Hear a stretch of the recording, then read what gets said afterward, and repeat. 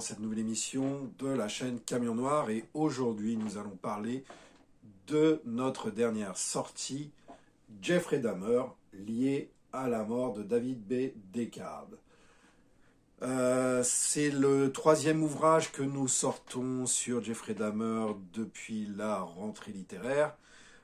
Et contrairement à ce qu'on peut penser, ce n'est pas pour surfer sur la série Netflix de septembre, hein, que presque tout le monde a vu et que tout le monde commente, mais ça fait des mois et voire des années que nous voulions sortir ces ouvrages, et en particulier celui de David, qui a la particularité d'être écrit à la première personne. C'est un roman immersif dans l'esprit de Dahmer,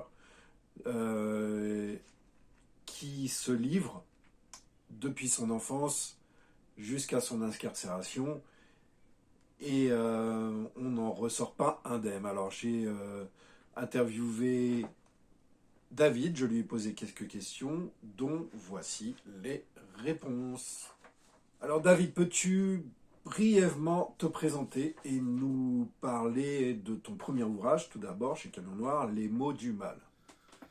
Tout d'abord, bonjour à tous, je m'appelle David Brocourt et en 2018, aux éditions Camion Noir, j'ai publié un ouvrage qui s'intitule Les mots du mal, mes correspondances avec des tueurs, sous le pseudonyme de David B. Descartes. Alors, ce livre traite de mes correspondances avec des criminels incarcérés, pour la plupart des tueurs en série, certains plutôt connus du grand public, comme Richard Ramirez, David Berkowitz, Yann Brady et bien d'autres, et d'autres criminels beaucoup moins connus, mais dont les affaires me semblent, et sont tout aussi intéressantes, même si elles n'ont pas joui de la même médiatisation. Ce livre est composé de différents chapitres, donc des chapitres comportant les biographies des criminels, avec lesquels il m'a été donné de correspondre par écrit. Il y a des chapitres, des passages sur leur biographie, et au milieu de tout ça, il y a des chapitres sur mon intérêt pour la criminalité sérielle, pour le milieu du true crime, des chapitres sur la Murderabilia, donc, qui est ce réseau de collectionneurs et de correspondants qui s'échangent entre eux ou achètent des lettres et des dessins ou des objets ayant appartenu à des grands criminels. Voilà. Et à la fin, il y a une postface qui est autobiographique et qui fait le lien entre mon histoire, ma propre, ma propre vie et mon intérêt pour tout ça.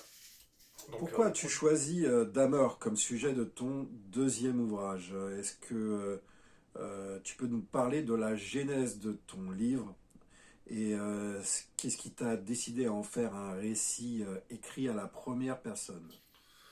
Donc dès que mon premier livre a été édité, Les mots du mal, mes correspondances avec des tueurs, j'avais déjà dans l'idée d'en préparer un autre, un deuxième. Ça faisait longtemps que je m'intéressais à Jeffrey Dahmer et que j'avais envie d'écrire le livre sur lui que j'avais trouvé en librairie mais que je n'ai jamais vu, à savoir une histoire bâtie sur les faits véritables, avec beaucoup de documentation, de sources, et un récit à la première personne pour quelque chose de très immersif. Alors à l'époque, moi j'avais pas entendu forcément parler, enfin c'était juste un projet en fait, hein, un article que j'avais vu passer où il parlait d'un réalisateur qui comptait faire une série sur lui. Bon, et puis le Covid est arrivé, tout a été mis en stand-by, et voilà, je me disais ça sortira jamais, bon bref.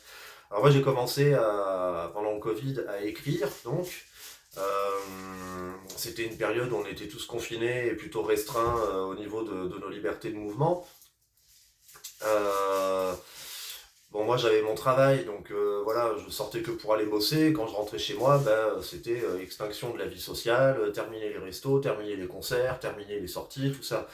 Moi je me suis plongé du coup dans l'écriture de mon bouquin. J'avais vraiment aucune chose pour me détourner de mon attention en fait, quoi. Je pouvais être que très concentré à ce que je faisais. Et pendant un an et demi, je me suis consacré à l'écriture de mon deuxième livre. Il y a eu une pause qui a été faite parce que entre temps j'ai relu et corrigé l'autobiographie de mon éditeur, donc Nicolas Clos, aux éditions Camion Noir, donc l'évangile de la putréfaction. Euh, C'était d'ailleurs plutôt sympa, ça m'a permis de faire une pause et de prendre aussi du recul, parce que quand je suis revenu après sur mon manuscrit sur Dahmer, j'ai pu voilà, revenir avec un œil neuf, donc 6 mois après, et apporter des corrections et donner vraiment la ligne que je voulais pour le bouquin. Donc voilà, moi en fait, concernant Jeffrey Dahmer, ce tueur-là m'a toujours intéressé depuis fort longtemps. En 94, quand il est mort, j'étais gamin, ils en avaient parlé à la télé, puis suite à ça, bon bah, il y a des films, des documentaires, des articles qui sont sortis sur lui. Euh, Plus tard, en grandissant, j'ai commencé à m'intéresser à la musique métal et j'ai vu que bah, dans ce milieu culturel, les tueurs en série étaient en bonne place. D'ailleurs, Slayer a fait une chanson sur Jeffrey Dahmer qui s'intitule 213. Il y a d'autres groupes aussi, comme Macabre, qui ont fait des chansons sur ce tueur-là. Donc voilà, c'est un personnage que je voyais souvent revenir. C'était une espèce comme ça, un peu de croque-mitaine déviant. Et voilà, donc moi ça m'intéressait. Et en parallèle, je lisais des bouquins sur sa vie, tout ça. Et moi, je voulais le livre sur Dahmer que j'aurais voulu trouver en librairie. Et comme il n'existait pas, je me suis dit que j'allais l'écrire. Projet ambitieux. Moi, je voulais écrire un livre sur Dahmer à la première personne pour vraiment un récit immersif et un bouquin qui comportait voilà, que des vérités et des faits en fait. Donc la genèse de mon livre s'est opérée de la manière suivante, c'est-à-dire que j'ai passé des mois et des mois à lire tout ce que je pouvais sur Jeffrey Dahmer. J'ai trouvé des documents officiels, des trucs déclassifiés, enfin voilà, des choses qu'on trouve sur internet, comme les confessions de Jeffrey Dahmer, certains rapports d'archives médico-légales aussi, où le modus operandi est décrit. Je suis aussi tombé sur des travaux, des mémoires d'universitaires, des articles de presse d'époque, plus récents. J'ai regardé les documentaires, les films, voilà, toutes mes sources se sont composées de toutes ces choses. Et à la fin de mon livre, Jeffrey Dahmer lié à la mort, il y a une bibliographie et une webographie qui renvoient bah, à tout ce qui m'a servi pour faire mes recherches en fait. Donc dans mon livre, j'ai pas cherché à enjoliver la réalité, tout est vrai. À la limite, et ça semble logique, la seule chose qui est subjective, c'est entre guillemets les ressentis de Jeffrey Dahmer. Cependant, je me suis appuyé quand même sur sa psychologie que j'ai étudiée quand même pendant bah, du coup beaucoup de temps. Même avant d'avoir projet d'écrire mon livre, j'ai lu beaucoup de rapports sur lui. Et donc voilà, je pense avoir assez bien cerné le personnage. Donc voilà, dans un récit à la première personne, la seule partie voilà qui est un peu subjective, c'est bien sûr de se mettre dans la peau d'eux et de restituer ses impressions. Donc voilà. Mais quand on connaît la personnalité, quand on s'intéresse voilà, au protagoniste, l'idée c'est de s'en rapprocher au maximum de ce qu'il aurait pu éprouver, ressentir ou diriger dans sa vie. Jeffrey Dahmer est né en 1960, donc dans mon livre, il y a aussi le contexte des années dans lesquelles il a vécu. Euh, Moi, je me suis pas mal penché sur les années où il était au lycée, donc, et dans les années 80, là où il était très actif en tant que tueur. Donc, dans mon livre, il y a aussi beaucoup de références culturelles qui sont liées à ces époques. On y trouve des références voilà, filmiques, musicales.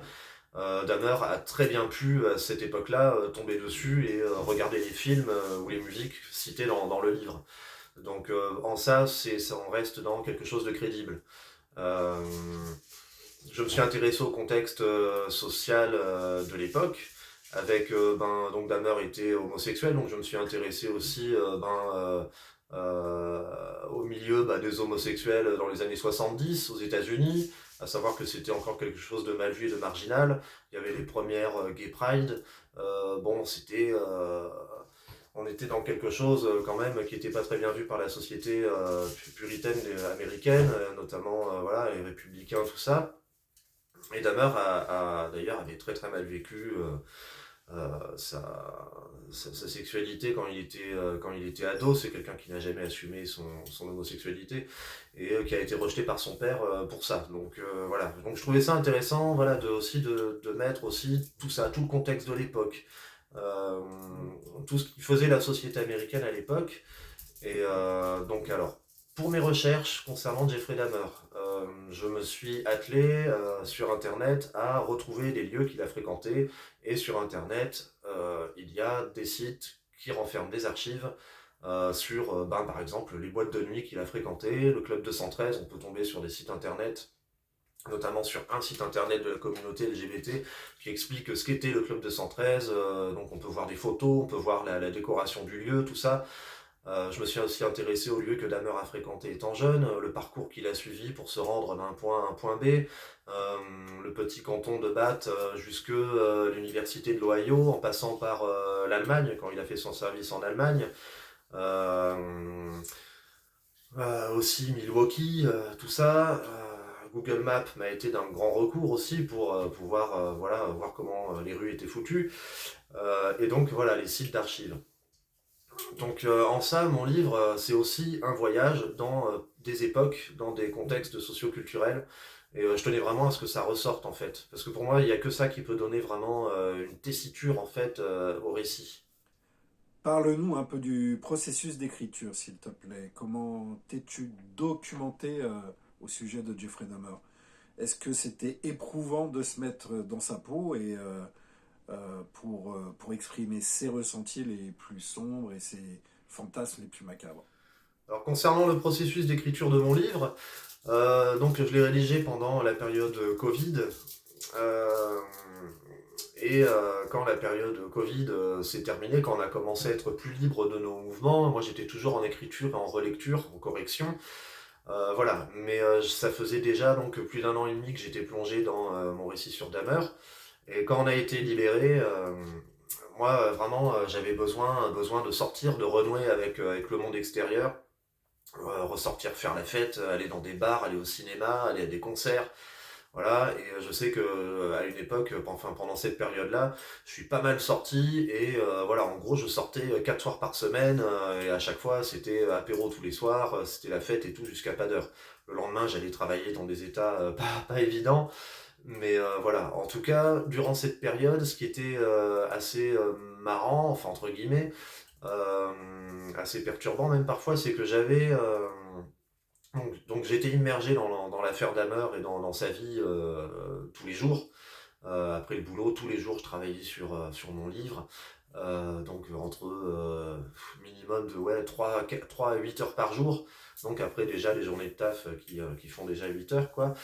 Donc je me couchais très tard, voilà, c'était un gros investissement. Et derrière tout ça, donc je sortais beaucoup et à des moments, tout le temps noyé dans l'affaire Dahmer, j'avais l'impression que ouais, c'était bon bah déjà c'était pas forcément évident d'être plongé dans autant de noirceur tous les jours. Euh, et à des moments, je sortais, il m'arrivait de sortir, et j'avais l'impression d'avoir un mode de vie un peu à la Dahmer, en mode je sors tous les soirs faire la fête, je discute avec des parfaits inconnus. Voilà, c'est une relation superficielle, picoler, le lendemain la gueule de bois. Voilà, et en ça, j'avais l'impression voilà, d'avoir à cette période-là, alors que j'étais en plein dans l'élaboration de mon livre, de développer un mode de vie un peu justement à la Dahmer. Bon, après, j'en étais pas rendu voilà, à faire non plus n'importe quoi, mais juste déjà au niveau du milieu festif, du milieu de la nuit, ce milieu où on est constamment entouré de gens, où ça braille tout le temps, il y a des lumières néons en picole. C'est la fête, on fréquente plein d'inconnus et à côté, on est seul en fait, parce que le lendemain matin, la seule compagnie qu'on a, c'est sa gueule de bois en fait. Donc en plus d'être dans un mood assez sombre à l'époque, parce que au travail, il y avait quand même de sacrées restrictions liées à la Covid, donc ça me mettait vraiment dans un sale état d'esprit. Voilà, je sais qu'à une époque, voilà, j'étais quand même dans un sale trip en fait. Alors déjà, il y avait Jeffrey Dahmer d'un côté qui occupait une grosse partie de mes pensées. De l'autre, il y avait la situation Covid. Et il y avait le moyen aussi de décharger tout ça en sortant et en faisant la fête tout le temps en fait. Moi je sortais pas mal avec des collègues de boulot, des copines notamment, parce que je bosse dans un secteur où voilà, c'est essentiellement féminin. Donc je me suis retrouvé dans des boîtes de nuit et des clubs alors que c'est absolument pas mon univers, moi c'est plutôt les concerts de métal, voilà, ou les festivals à la limite, petits festivals. Mais voilà, donc les boîtes de nuit, c'est pas du tout mon milieu. Et c'est vrai qu'en fréquentant ce milieu-là, du coup, j'avais l'impression, ouais, un petit peu d'avoir un aperçu sur les soirées qu'a pu passer Jeffrey Dahmer, en fait, quoi. Tes recherches t'ont-elles permis de deviner quel était le secret du cocktail qui a transformé ce petit garçon sage de l'Ohio en l'un des tueurs en série les plus implacables du XXe siècle? Il n'a pas toujours été facile de se mettre dans la peau donc de Jeffrey Dahmer parce que son parcours est très sombre. Après moi, ce qui m'avait motivé à écrire un livre sur lui, c'est aussi que son enfance et son parcours faisaient écho en moi. Euh, le milieu familial dans lequel il a grandi, avec une mère extrêmement malade et un père malheureusement assez absent, qui cherchait aussi à fuir un climat familial pas évident du tout. Euh, le fait que Jeffrey Dahmer était un enfant très seul, avec ses centres d'intérêt, ses passions, assez renfermé sur lui-même. Euh, c'est quelque chose qui me parlait. Et aussi ses activités solitaires, par exemple, quand il allait dans la forêt pour récupérer des animaux, son intérêt pour la biologie, à la base, qui était un intérêt, quand même une curiosité enfantine et un peu scientifique, comme tout gamin qui s'interroge sur le vivant, ou voilà. Mais après, avec l'évolution de son adolescence, la découverte de sa sexualité, euh, le rejet scolaire qu'il a subi et le fait que dans sa sphère familiale, il se sentait pas du tout entouré, valorisé, et qu'en plus il y avait donc son petit frère qui occupait donc David, qui occupait voilà le centre de l'attention entre guillemets pour ses parents, qui reportaient beaucoup sur eux. Donc Dahmer se sentait assez isolé. Et à la fin, disséquer des animaux et voilà, c'était une manière pour lui aussi d'expulser beaucoup de colère et de rage en fait. Et on n'était plus du tout dans la curiosité enfantine, mais on était dans voilà, quelqu'un qui était en train de commencer à ouvrir des portes pour ensuite devenir voilà, passer aux êtres humains. Il s'est entraîné sur des animaux avant en fait, Jeffrey Dahmer. Donc moi en fait tout ça, son enfance, son parcours, c'est ce qui m'a aidé à cerner en fait le cocktail qui a fait qu'il est devenu un tueur, un des pires tueurs en série du XXe siècle. Euh, c'est euh, c'est une condition aussi psychologique qui confinait, et ça des psychiatres l'ont suspecté après la mort de Dahmer, parce que bon, quand il était gamin, il est jamais passé au crible enfin là, chez un psychologue, et à l'époque il n'y avait pas forcément de tests, on se posait pas forcément de questions à ce sujet-là, mais après sa mort, il y a des psychiatres qui se sont penchés sur son cas et qui suspectent que Dahmer souffrait d'une forme d'autisme. Et voilà, ça a expliqué aussi pourquoi il avait des difficultés à interagir avec les autres, à s'attacher aux autres. Et ça, en plus de ça, comme il n'était pas du tout stimulé affectivement par ses parents, bon, ça a conduit à une configuration, voilà quoi.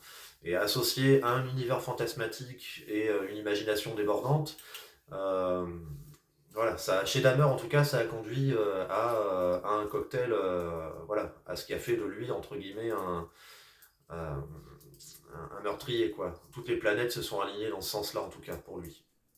À ton avis, pourquoi est-ce que Dahmer continue à fasciner autant le public aujourd'hui? Et quand je parle de public, c'est le grand public, c'est même pas le public qui consomme, qui lit et qui étudie les faits divers. C'est vraiment monsieur et madame tout le monde qui se rue en masse sur la série Netflix pour savoir de quoi ça parle. Concernant Jeffrey Dahmer, donc il y a la série de Ryan Murphy qui est sortie, voilà, il y a quelques mois déjà.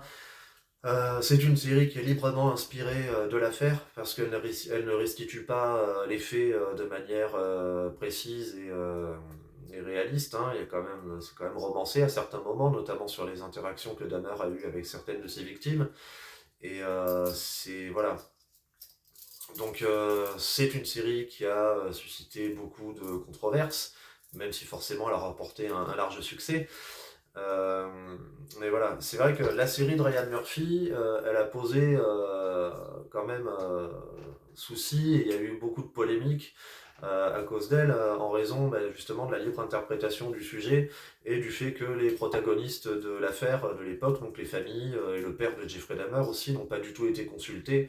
Euh, donc quelque part, le réalisateur Ryan Murphy, il a pris des histoires traumatiques vécues par des personnes, et il en a fait une série, voilà, qui a buzzé à mort et qui a fait un max de blé. Et voilà, les personnes, elles ont touché zéro royalties, que dalle. Et puis voilà, on leur a pas demandé leur avis, donc déjà c'est pas génial. Alors moi, il y a des personnes qui m'ont dit, ouais, mais toi, avec ton bouquin, David, en fait, tu fais un peu la même chose, quoi. Tu prends un livre sur une affaire récente où les protagonistes de l'époque sont encore vivants. Est-ce que tu penses pas que aussi tu peux heurter tout ça? Alors déjà, ces personnes, moi, je leur réponds que je sors un bouquin chez Camion Noir, que c'est un éditeur de niche, que mon livre est en français, et que je pense qu'il y a beaucoup plus de personnes qui regardent Netflix que de personnes qui lisent des bouquins. Donc déjà en ça, je m'inquiète pas trop sur le fait voilà, de heurter les personnes concernées par l'affaire, qui sont toutes américaines et qui n'entendront probablement jamais parler de mon livre. Donc déjà voilà, ça remet les choses un peu à leur place et dans leur contexte. Ensuite, concernant mon bouquin, je me suis attelé à restituer des faits euh, avec exactitude et précision, à travers un gros travail de recherche. Donc en ça, j'ai été respectueux de l'histoire. Ensuite, les personnes qui me disent ouais, mais ton bouquin il se situe à la première personne, donc dans les yeux et la tête du tueur. Alors à ces gens-là, j'ai envie de leur répondre ouais, effectivement, mais à travers les yeux du tueur, qu'est-ce qu'on voit? On voit les victimes, on voit le contexte, on voit l'époque, et en fait, tout est là. Alors après, euh, comme je m'attelle à restituer vraiment les faits, il n'y a pas de place pour entre guillemets l'imagination. Euh, Ce qui est subjectif, encore une fois, je le redis, ce sont les ressentis de Jeffrey Dahmer face aux situations qu'il rencontre et aux actions qu'il mène. Après, le lecteur, à travers ses yeux, se forge sa propre idée avec son esprit critique. Et Si dans un univers parallèle, admettons, tu aurais pu correspondre avec Jeffrey Dahmer, quelles questions lui aurais-tu posées? alors bien sûr, fort de 10 ans de correspondance de tueur en série, j'aurais voulu correspondre avec Jeffrey Dahmer si chronologiquement ça m'avait été possible. Qu'est-ce qu'on se serait dit? Ben, je pense que on se serait pas dit plus de trucs surprenants que je ne le fais déjà avec mes correspondants. Euh, Moi, mes correspondants, en fait, je parle pas forcément directement de leurs affaires. Je vais pas vers eux en mode alors t'as buté des gens, raconte-moi tout dans les moindres détails. Moi, je cherche avant tout à m'adresser. Alors déjà, souvent les criminels comme ça, donc ils sont en tôle depuis un moment, ils ont eu le temps quand même, soit de prendre un peu de recul par rapport à ce qu'ils ont vécu, soit voilà, même moi, de mettre une mise à distance avec leur affaire. Et voilà, moi, leur affaire, quand je leur écris aux criminels, j'ai déjà une longueur d'avance sur eux, en fait. Je connais leur affaire criminelle, je connais voilà, les crimes qu'ils ont commis, leurs actes, tout ça, et je connais aussi leur passé. Donc en fait, ce qui m'intéresse quand je leur écris et que je corresponds avec eux, c'est le présent en fait, c'est leur quotidien carcéral, c'est dans quelle disposition psychologique ils se trouvent, c'est qu'est-ce qu'ils regardent comme film, qu'est-ce qu'ils aiment comme musique, voilà. Et en tissant autour de ça et en discutant de tout ça, c'est là que parfois, bah, effectivement, leur personnalité criminelle, enfin leur personnalité tout simplement, voilà, souvent psychopathique ou sociopathique, transparaît et ressurgit. Voilà, donc juste en lisant entre les lignes, ça dit déjà beaucoup de choses. Après, oui, j'ai des criminels qui sont très prolixes et qui vont raconter leurs crimes, voilà, dans les moindres détails, avec plus ou moins de recul. Certains, oui, parce qu'ils ont, voilà, ils ont fait un travail sur eux-mêmes, mais bon, moi, j'y crois pas trop. Mais il y en a beaucoup qui relatent aussi leurs crimes parce que, voilà, c'est toute leur vie en fait, c'est un peu leur œuvre. Et c'est aussi à travers ça qu'ils existent et qu'ils se sont construits. Voilà. Donc Jeffrey Dahmer, si j'avais eu l'occasion de correspondre avec lui, j'aurais, je pense, abordé des sujets comme sa scolarité. Par contre, ouais, je pense que voilà, ça, plus l'enfance. Il y a une partie de la personnalité de Jeffrey Dahmer aussi qui m'intéressait beaucoup et que, au final, peu de personnes connaissent parce que ça n'a pas vraiment été mis en avant. C'est l'intérêt de Dahmer pour les sciences occultes. Et voilà, ça c'était quelque chose que je trouvais très intéressant dans la construction de ces fantasmes, dans tout ce qui pouvait les alimenter. Par exemple, Dahmer a cherché à se créer un hôtel avec les restes de ses victimes pour pouvoir voilà, prier et invoquer des forces surnaturelles. Dahmer, à un moment donné, il était tellement dans la toute-puissance et animé par un sentiment d'impunité où tuer lui était devenu tout à fait facile. Il avait acquis des techniques efficaces pour se débarrasser des corps. À la fin, il se disait jamais je me ferai choper. Et puis il était tellement alcoolisé tout le temps que c'était le cadet de ses soucis. Voilà, il était vraiment animé par une volonté de puissance et une volonté d'accroître encore plus sa puissance, voilà, pour clairement dominer, quoi. Euh, et ça, c'est quelque chose qu'on retrouve dans son parcours à travers ce qu'il a pu mettre en place, ne serait-ce que la décoration dans son appartement, de décorer son appartement avec des crânes utilisés exactement comme des trophées en fait, hein, à l'instar de certaines sociétés tribales. Voilà, c'était ça qui était intéressant aussi chez Jeffrey Dahmer, c'est ce côté aussi primitif et animé par des croyances moyenâgeuses. Beaucoup d'informations qu'on connaît sur Dahmer, enfin du moins qui sont relatées par les médias et dans nombre d'ouvrages et de documentaires, proviennent d'un emballement médiatique de l'époque, hein, à l'époque où Dahmer a été arrêté. Euh, à l'époque, en ce temps-là, beaucoup de témoins sont sortis comme ça de nulle part et ont exprimé des choses sur Jeffrey Dahmer avec plus ou moins d'authenticité, de véracité sur ce qui s'était vraiment passé, sur le contexte. Euh, les médias, eux, en plein tumulte médiatique, leur désir c'était de vendre du papier hein, et de vendre des émissions de télé. Donc voilà, beaucoup ont publié des articles relatant des faits, des choses sur Jeffrey Dahmer qui en réalité voilà, ne sont pas forcément fidèles à la réalité en fait des faits. Par exemple, il est communément voilà, dit que la première victime de Jeffrey Dahmer, donc Stephen X, se rendait à un concert et a été pris en stop par Dahmer, qui l'a emmené chez lui pour boire quelques bières et ensuite l'a tué. En réalité, Stephen X revenait du concert. C'était un festival qui avait lieu dans un parc d'attractions qui était sur le point de fermer d'ailleurs. Et en fait, ce festival commençait à 10h du matin et il y avait 3 groupes. Et c'était un petit festival en fait, hein, un petit truc local quoi. Et en fait, le concert s'est terminé assez tôt dans l'après-midi. On peut retrouver tout ça en faisant des recherches approfondies sur les événements, sur l'événementiel en fait de ce spectacle, sur des archives, euh, où on trouve des coupures de presse, de la presse locale de l'époque aussi, qui disent que voilà, le concert commençait à telle heure, les modalités du concert, dans quel contexte il allait se dérouler, tout ça. Et en fait, voilà, donc Stephen X revenait de ce festival. C'était vers le milieu de l'après-midi. Le concert venait juste de se terminer en fait. Et Stephen X devait rentrer dans sa famille pour assister à l'anniversaire de son père. Et il a été pris en stop, et ensuite par Dahmer donc, et ensuite on connaît l'histoire. Ils ont bu quelques bières, Stephen X a commencé à dire écoute mec, faut que je rentre chez moi, ma famille m'attend, et puis si je suis trop défoncé, voilà, ça va pas le faire. Et, mes parents ont leurs limites, même si bon, apparemment ils étaient assez tolérants parce qu'ils ont laissé leur fils aller à un concert, donc ils se doutaient bien que voilà, à l'époque là, à la fin des années 70, voilà, c'était pas pour voilà, hein, boire de l'eau et voilà, c'était certainement fumer de la marijuana comme tous les jeunes de son âge, tout ça. Donc voilà, mais bon, Steven X chez Dahmer donc a voulu rentrer et là Dahmer lui a dit bah non, tu restes en fait, tu vas pas me quitter et il l'a tué. Mais voilà, tout ça c'est des petits détails qui pour les lecteurs de mon livre peuvent les interpeller et les laisser penser que ah bah tiens, David là il a écrit n'importe quoi. Ça s'est pas du tout passé comme ça. Mais en fait, enfin, il faut vraiment ne...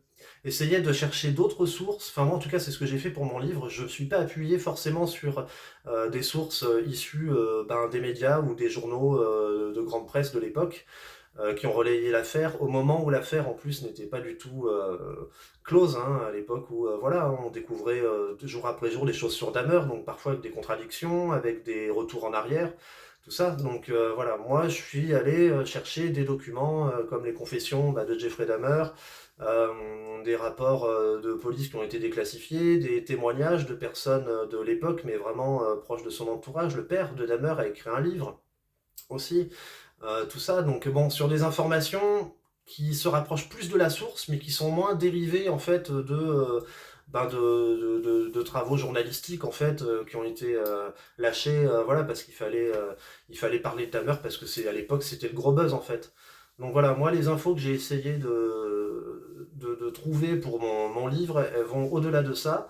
Et d'ailleurs, si on regarde la bibliographie, la webographie, on voit que effectivement, voilà, c'est plus sur des rapports d'expertise psychiatrique, des témoignages, mais vraiment de personnes qui étaient proches de Dahmer et sur les événements en fait, vraiment les traces au niveau du parcours de Dahmer, au niveau de tout ce qui est événementiel en fait. On peut retrouver sur internet des archives sur une fête qui a eu lieu à tel endroit en 1977. Y a des traces comme ça qui sont conservées. Jeffrey Dahmer a été par exemple dans des Gay Pride et je suis retombé sur des articles événementiels de l'époque qui disent à quelle heure ça commence, quel artiste il y aura, comment va se dérouler le parcours. Donc ça, voilà, c'est des idées qui sont ce sont des choses qui sont vachement plus ancrées dans la réalité que un article en fait sorti par un journaliste après l'événement qui va s'inspirer un petit peu de ce qu'il entend à droite à gauche. Ce qui interpelle beaucoup aussi concernant le parcours de Jeffrey Dahmer, c'est son enfance, c'est le fait que les adultes qui l'entouraient n'ont absolument pas prêté attention à ce qu'il était en train de devenir et à la trajectoire qu'il est en train de prendre. Jeffrey Dahmer à l'école avait des comportements bizarres, il faisait le pitre. D'ailleurs, ses camarades de classe, quand il faisait un truc débile, disaient qu'il faisait une Dahmer. Donc, c'était Dahmer. Jeffrey, c'était devenu un mème avant même l'arrivée d'Internet, quoi. Du moins à l'école, quoi. Avec ses camarades. Les adultes ne lui prêtaient pas du tout attention. Les parents de Jeffrey Dahmer étaient en proie avec leurs problèmes de couple et la mère avec son état psychique, le père avec son travail. Les professeurs, eux, s'en foutaient. Pourtant, Jeffrey Dahmer arrivait parfois à aller au collège ou au lycée, voilà, très alcoolisé déjà. Euh, bon voilà, aucun adulte ne lui a prêté attention. Pour finir, as-tu d'autres projets d'écriture en cours? J'ai d'autres projets d'écriture. Ça fait maintenant plus de 10 ans que je corresponds avec un tueur en série qui est relativement inconnu en France, qui s'appelle Patrick Wayne-Kearney. C'est un tueur en série accusé d'environ 28 meurtres, si c'est pas plus. C'était un ancien ingénieur en aéronautique et un consultant pour l'armée de l'air dans les années 60-70. On l'appelait le tueur de l'autoroute.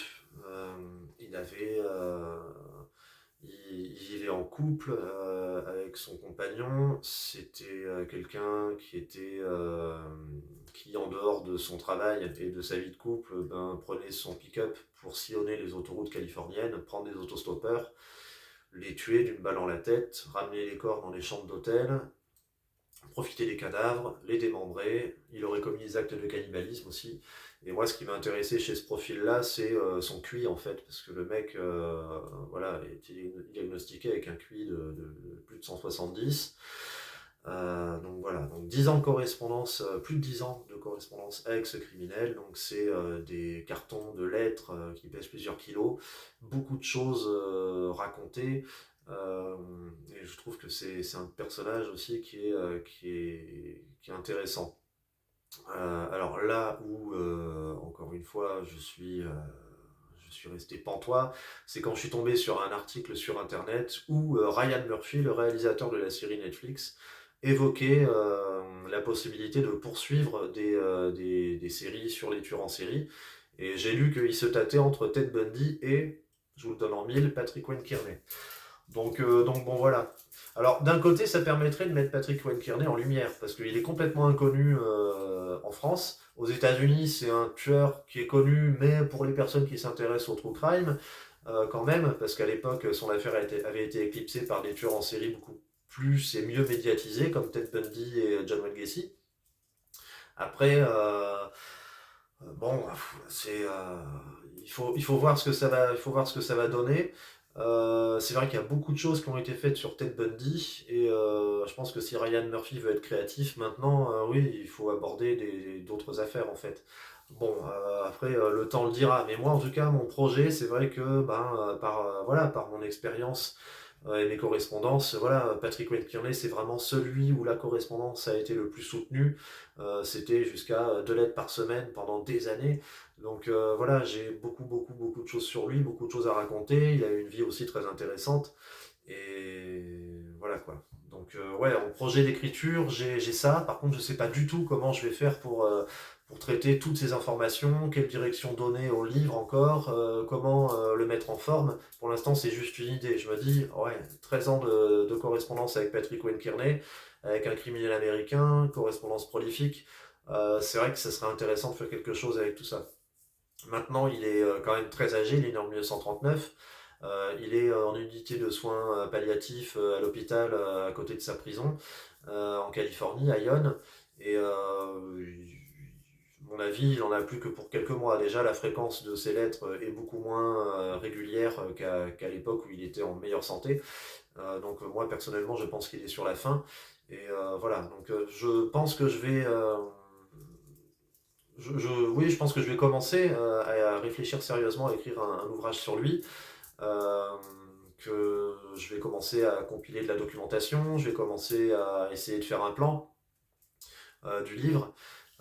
Et après, bon, par contre, idéalement, l'idée, ce serait que ouais, si j'arrive à réaliser ce projet, donc je me lance dans l'écriture, et quand le livre sort, ben voilà, ce sera pas avant que Patrick Wayne Kearney soit décédé, parce que pour des raisons éthiques et qui me sont propres, je souhaite pas que le livre sorte de son vivant. Eh bien, David, merci beaucoup pour tes réponses. Je vous invite tous à vous ruer sur Jeffrey Dahmer lié à la mort, qui est devenu, pour moi, l'un des ouvrages les plus intéressants sur le sujet. Il y a plusieurs livres sur Jeffrey Dahmer. Nous en avons publié quelques-uns. C'est plutôt des livres basés sur les confessions de Dahmer à la police, puis à ses experts psychiatres, mais David a fourni un travail extraordinaire qui est très différent, même s'il se base sur des documents réels pour écrire ce livre. Et là, il s'agit vraiment d'un livre extrêmement immersif dans l'esprit de Dahmer, sa vie vécue à travers ses fantasmes, ses échecs, ses aspirations, ses obsessions. C'est très très poisseux comme livre, mais en même temps, il n'y a pas meilleure approche pour moi quand on parle de faits divers. Je dirais même que c'est la fin d'une époque où le fait divers se focalisait sur l'enquête, sur l'affaire vue des yeux des enquêteurs. Et là, on est passé à autre chose, on est passé à une lecture beaucoup plus organique du fait divers, et avec des auteurs qui s'investissent beaucoup plus dans la noirceur des personnages et qui parviennent à la retranscrire à travers leur récit. Et c'est tout à fait ce que j'ai retrouvé dans Jeffrey Dahmer lié à la mort. Et c'est pour cela que je vous conseille très chaudement de vous plonger dans ce superbe ouvrage disponible chez camionnoir.com et Amazon aussi. Voilà. Merci d'avoir regardé cette émission et à très bientôt pour une prochaine autre.